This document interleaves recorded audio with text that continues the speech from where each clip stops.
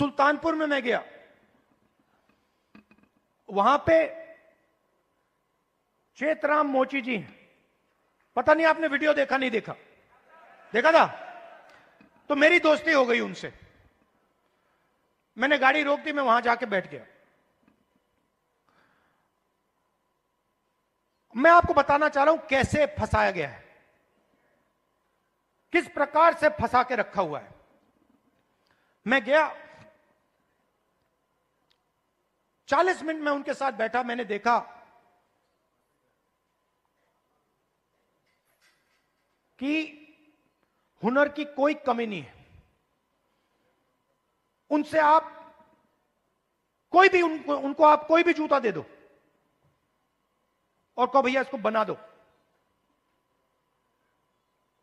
कोई भी हो, मतलब ब्रांडेड जूता हो, ये आपने जो पहना हुआ ये हो, कुछ भी, 2-3 घंटे में वही जूता आपको मिल जाएगा, उससे अच्छा मिल जाएगा। और मैंने उनसे पूछा आप यहां कितने साल से हो? कहते हैं 40 साल से हूं राहुल जी, 40 साल।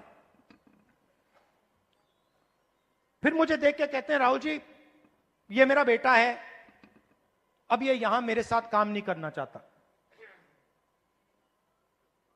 तो मैंने कहा क्यों? और फिर सिर नीचे करके कहते हैं कि राहुल जी 40 साल में मुझे किसी ने इज्जत नहीं दी। एक ही आदमी ने, मेरे पिता ने मुझे रिस्पेक्ट और इज्जत दी थी। मैं यहां आता हूं,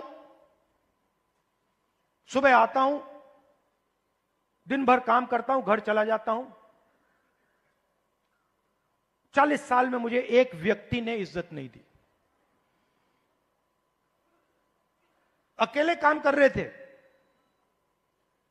बेटा कह रहा था मुझे नहीं करना काम, मैं जा रहा हूं, मैं नौकरी करूंगा। मैंने उनसे पूछा, मैंने कहा एक बात बताइए, अगर आप अपने काम को थोड़ा इंप्रूव करना चाहते हो तो आप क्या कदम लोगे? एकदम उन्होंने मुझे बोला कि देखिए राहुल जी, मैंने एक मशीन है, मैंने उसकी फोटो देखी थी, अगर वो मशीन मुझे मिल जाए तो मेरा काम डबल हो जाएगा ऐसे ही। तो हमने क्या किया, बहुत महंगी मशीन नहीं थी, हमने किसी राजनेता से वो मशीन डोनेट करा दी और उनको हमने मशीन दे दी। नहीं अभी ताली मत बजाइए, अभी ठहर जाइए, ताली बजाने की बात अभी आ रही है। 3 महीने बाद मुझे फोन आता है,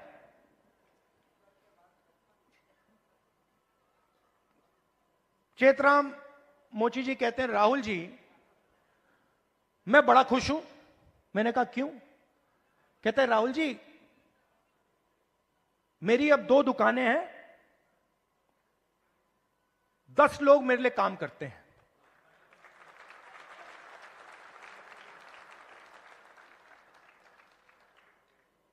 दस लोग मेरे लिए काम करते हैं, मेरी 2 दुकानें हो गई हैं। मुझे लग रहा है इस मशीन से कि मैं 4-5 दुकानें खोल पाऊंगा।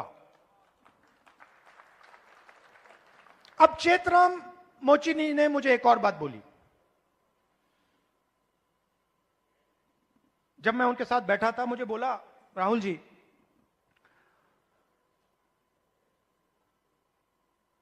यूपी सरकार ने मुझे एक बार ट्रेनिंग पे बुलाया,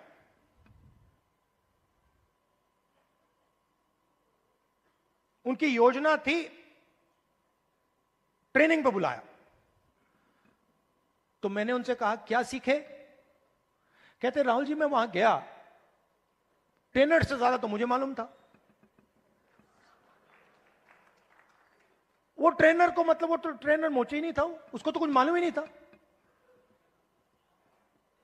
मैंने कुछ टाइम उसको समझाने की कोशिश की, मगर फिर वो समझा नहीं तो वापस आ गया। अब आप देखिए, हुनर किसके हाथ में है? चेतराम जी के हाथ में। ट्रेनिंग कौन दे रहा है?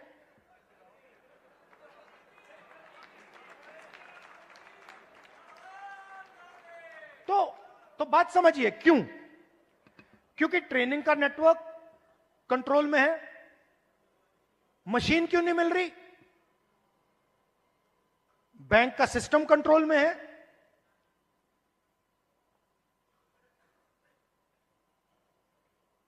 ट्रेनिंग क्यों नहीं हो रही? क्योंकि चेतराम जी ट्रेनिंग के सिस्टम में ही नहीं है। जिसके पास हुनर है, जिसके पास ज्ञान है, वो ट्रेनिंग करा ही नहीं रहा है। तो मैंने क्या किया? इससे मैंने क्या सीखा? मैंने तेलंगाना के चीफ मिनिस्टर को चिट्ठी लिखी और मैंने उनको सुझाव दिया। मैंने कहा कि देखिए, ये पता लगाइए आप कर सकते हैं या नहीं। आईटीआई के सिस्टम में क्या होता है?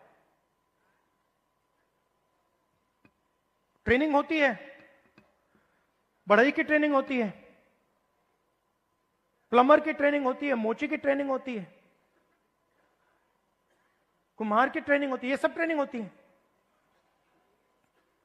तेलंगाना में मैंने चीफ मिनिस्टर को सुझाव दिया कि आप ऐसे कीजिए, आप सर्टिफिकेशन सेंटर बनाइए। तेलंगाना में लाखों मोची हैं, नेटवर्क है मोची का, उस नेटवर्क के अंदर हुनर है, कैपेबिलिटी है। मैंने चीफ मिनिस्टर से कहा कि ट्रेनिंग इनसे करवाइए। तो हजारों मोची, जो गुरु शिष्य की परंपरा है हिंदुस्तान में, हजारों मोची ट्रेनिंग कराएंगे। सर्टिफिकेशन सरकार करेगी, और जब एक मोची ट्रेनिंग करेगा और उसका शिष्य सर्टिफिकेशन पाएगा, तो मोची के बैंक अकाउंट में सीधा सरकार पैसा डालेगी।